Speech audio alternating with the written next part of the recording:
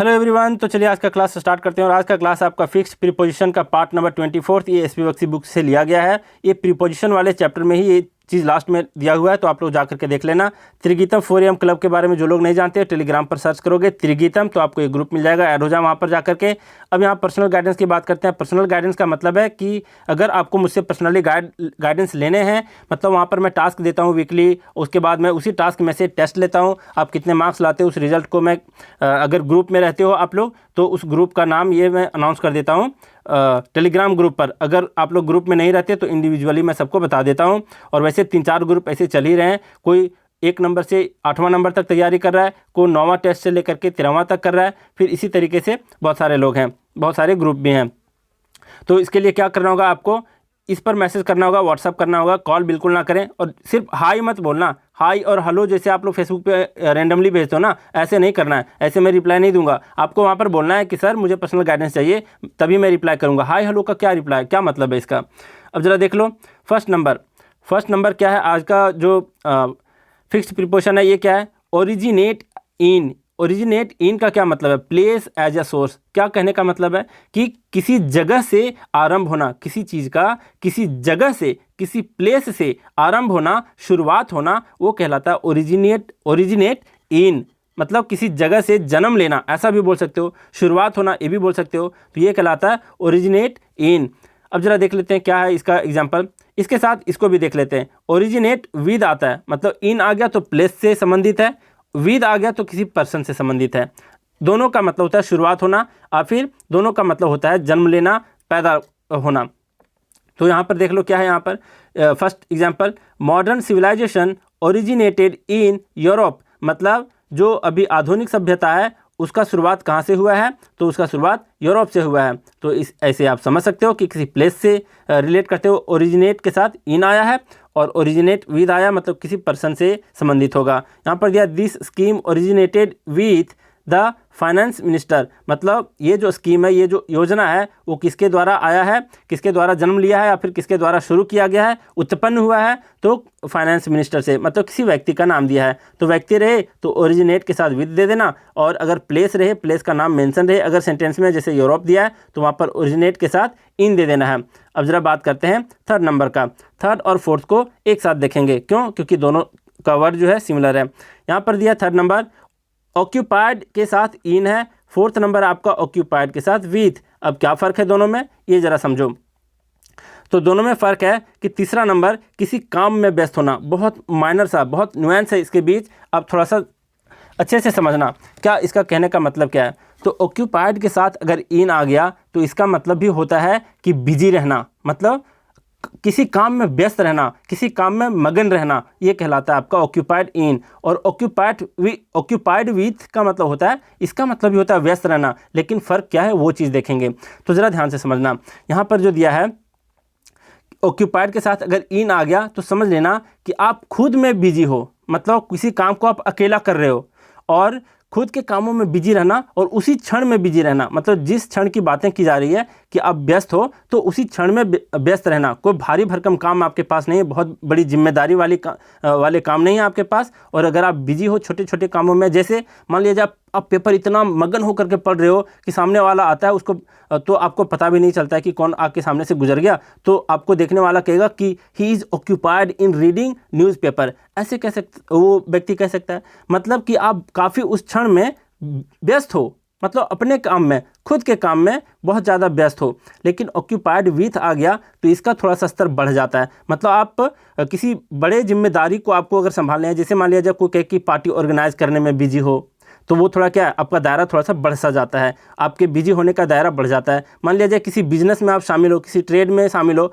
तो उस ट्रेड के साथ आप ऑक्यूपाइड विथ होते हो, ना कि इन होते हो। तो यही दोनों में फ़र्क है। ये आपके खुद के काम को शो करता है और उसी क्षण की बात कह रहा होता है, लेकिन इसका दायरा थोड़ा सा बड़ा होता है। ये टाइम को अगर देखें तो थोड़ा बड़ा टाइम को डिनोट कर रहा होता है, और काम को भी देखें तो बड़े काम को भी डिनोट कर रहा होता है। तो ये दोनों में ये फ़र्क है, लेकिन दोनों का मीनिंग है क्या, दोनों का मीनिंग जो होता है व्यस्त रहना है। ऑक्यूपाइड विथ को थोड़ा सा एक और भी वर्ड कह सकते हैं कि व्यस्त रहना, लेकिन किसी कामों से घिरा हुआ होना, बहुत सारे कामों से घिरा हुआ होना, तो वो कहलाता है आपको ऑक्यूपाइड विथ। जैसे कोई व्यक्ति यहाँ पर बिजनेस में क्या है, ऑक्यूपाइड विथ है, मतलब बहुत सारे काम होते हैं बिजनेस में, तो उसके साथ व्यस्त है वो बहुत सारे कामों के साथ एक साथ, तो कहेंगे ऑक्यूपाइड के साथ विथ आता है। मेरे ख्याल से आप ज़रूर याद रख पाओगे इसको, और क्या फ़र्क है ये भी समझ में आ गया होगा। बुक पढ़ने से उतना क्लियर नहीं होता। तो देख लो इसका एग्जाम्पल क्या दिया है, यहाँ दिया आई एम जस्ट नाउ। देखो जस्ट नाउ बोला है, मतलब उसी क्षण की बात क्या है, तो I am just now occupied in solving the problems, मतलब मैथ्स का प्रॉब्लम वो सॉल्व करने में उसी क्षण क्या है, व्यस्त है, बहुत ज़्यादा इन्वॉल्व है।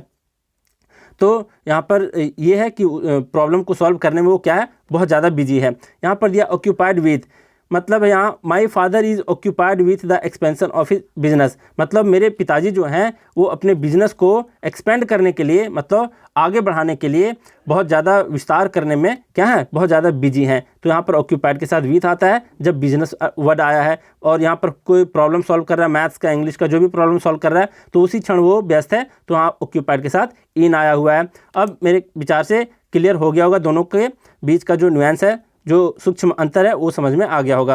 अब जरा बात करते हैं फिफ्थ नंबर। फिफ्थ नंबर है ऑपरेट ऑन, और फिर ऑपरेट के साथ अपॉन आता है। सिंपल है, ये आप लोग बहुत बार सुने होंगे ऑपरेशन वाली बात। तो किस सेंस में बोला है ऑपरेशन की बात, तो स्टिंग ऑपरेशन होता है वो, बिल्कुल नहीं, स्टिंग ऑपरेशन वाला नहीं है ये।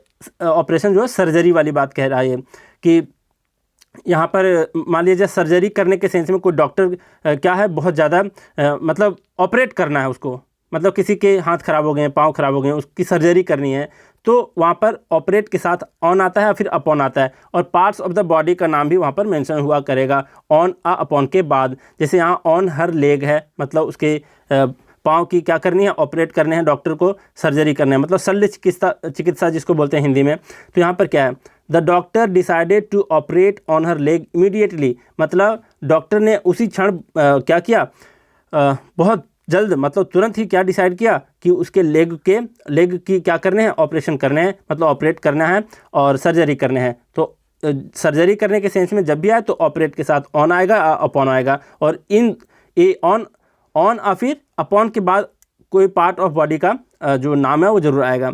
सिक्स्थ नंबर देख लो, ये है ऑब्लिवियस ऑफ। ऑब्लिवियस के साथ ऑफ आया है, क्या अर्थ है इसका, तो इसका अर्थ होता है हैविंग नो मेमोरी, और फिर इग्नोरेंट ऑफ। क्या मतलब है इसका, ऑब्लिवियस ऑफ का मतलब क्या होता है, तो इसका मतलब होता है बेखबर होना, किसी चीज़ से आउट ऑफ मेमोरी हो जाना, और इसको बोलते हैं बेखबर होकर, और फिर अनजान रहकर, ये भी बोल सकते हैं। तो ऑब्लिवियस ऑफ, इसके साथ अगर ऑफ आया, इसका मीनिंग होता है क्या, तो इसका मतलब, और फिर सिर्फ ऑब्लिवियस बोलें तो भी इसका मतलब होता है बेखबर होकर, और फिर अनजान रहकर। अब जरा बात करते हैं यहाँ पर क्या दिया है एग्जाम्पल। यहाँ दिया ऑब्लिवियस ऑफ डेंजर, मतलब डेंजर से, खतरे से क्या होकर, बेखबर होकर, अनजान रहकर। They kept on marching ahead, मतलब वे लोग आगे बढ़ते रहे। तो यहाँ पर मार्चिंग अहेड का मतलब क्या होता है, मार्च अहेड का मतलब होता है आगे बढ़ते रहना।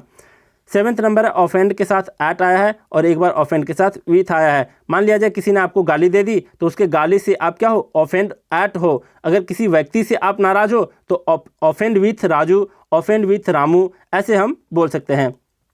तो ध्यान रखना कि ऑफेंड के साथ यहाँ पर एट आया है, ऑफेंड के साथ यहाँ पर विथ आया है। विथ तो हमेशा ऑलमोस्ट पर्सन के साथ आता है, एट ऑलमोस्ट आपका थिंग के ऊपर आता है। थिंग में क्या हो जाता है, किसी के एक्शन के ऊपर, किसी के वर्ड्स के ऊपर, किसी के बातचीत करने के तरीके से अगर आप ऑफेंड हो जाते हो तो वो कहलाता है ऑफेंड के साथ एट। और दोनों का क्या अर्थ होता है, नाराज हो जाना, बुरा लग जाना, ये होता है इन दोनों का अर्थ। यहाँ पर दिया he was offended at my words, मतलब वो क्या था, मेरे शब्दों पर नाराज हो गया था, मेरे शब्दों से नाराज हो गया था, तो ये कह सकते हैं। तो थिंग में यहाँ पर वर्ड्स आया है। पर्सन है, आज देख लो क्या कह रहा है, please don't get offended with her. अब वो ऑफेंडेड के साथ विथ आया है और साथ में किसी पर्सन का नाम आया हर, मतलब उससे क्या नहीं होना है, आपको नाराज़ नहीं होना है। प्लीज़ कृपया आप उससे नाराज़ मत होइए। एज शी इज़ ऑनेस्ट, जैसे कि वो क्या है, वो ऑनेस्ट है, ईमानदार है। नेक्स्ट है आपका 9th number overwhelm with. Overwhelm के साथ विथ आया है, और 10th नंबर में है ओवरवेल्म के साथ बाय। दोनों में आसमान ज़मीन का फ़र्क है, ये समझ लेना। ओवरवेल्म के साथ अगर विथ आया तो इसका फीलिंग से रिलेशन है, और अगर ओवरवेल्म के साथ बाय से आया तो इसका मीनिंग ही हो जाता है अलग, जिसका मतलब होता है पराजित हो जाना, और फिर हरा देना किसी को, तो ये होता है। और यहाँ पर ओवरवेल्म के साथ अगर विथ आता है तो उसका क्या मतलब होता है, तो किसी से भावनात्मक रूप से जुड़ा होना, किसी के साथ भावनात्मक रूप से लिप्त होना किसी में, तो वो कहलाता है ओवरवेल्म विथ। और अगर ओवरवेल्म के साथ बाय आया तो इसका मतलब भी होता है पराजित हो जाना, हरा देना। अब जरा देख लेते हैं यहाँ पर क्या दिया है। सेंटेंस में दिया है 9th number, her mother was overwhelmed with love for his son. देखिए यहाँ हिज नहीं होगा, यहाँ पर गलत है, टाइपिंग एरर नहीं है, ये बुक में ही एरर है, तो इसको थोड़ा इंप्रूव कर लेना। यहाँ पर हर होगा, ये हिंदी के तरीके से दे दिया, जैसे बोलते हैं ना उसका बेटा, तो उसका के लिए हिज दे दिया है, और बोलते हैं उसकी बेटी, तो यहाँ हर तो बेटी के लिए यहाँ पर हर कर देता है, तो ये थोड़ा सा उलट करके दे दिया है। यहाँ पर थोड़ा सा इंग्लिश में डिफरेंट होता है, यहाँ पर हिज के जगह पर हर होना चाहिए, इसको इंप्रूव कर लेना। यहाँ पर दिया her mother was overwhelmed with love for her son, मतलब उसकी माँ, मतलब किसी लड़की की माँ के बारे में कह रहा है, जो कि उसकी माँ अपने बेटे के प्यार में क्या है, बहुत ज़्यादा भावनात्मक रूप से जुड़ी हुई है। मतलब वो अपने बेटी से, मतलब ये जो माँ की बात कह रहा है, तो इस माँ के बदले कह रहा है कि ये माँ जो है वो उस लड़की के अपेक्षा अपने बेटे के प्यार के प्रति क्या है, बहुत ज़्यादा भावनात्मक रूप से जुड़ी हुई है। अब जरा देख लीजिए, यहाँ पर दिया ओवरवेल्म के साथ बाय, जिसका मतलब होता है पराजित हो जाना। यहाँ पर दिया the enemy was overwhelmed by our army, मतलब जो दुश्मन थे वो हमारे आर्मी के द्वारा क्या किए गए, हरा दिए गए, पराजित कर दिए गए। तो यहाँ पर ओवरवेल्म के साथ बाय आता है, जिसका मतलब पराजित हो जाना होता है। अब रिकैप कर लेते हैं जैसे हम लोग करते आए हैं अभी तक। अब जरा देख लेते हैं क्या है रिकैप में, 2 मिनट में आप रिवीजन कर पाओगे इसका।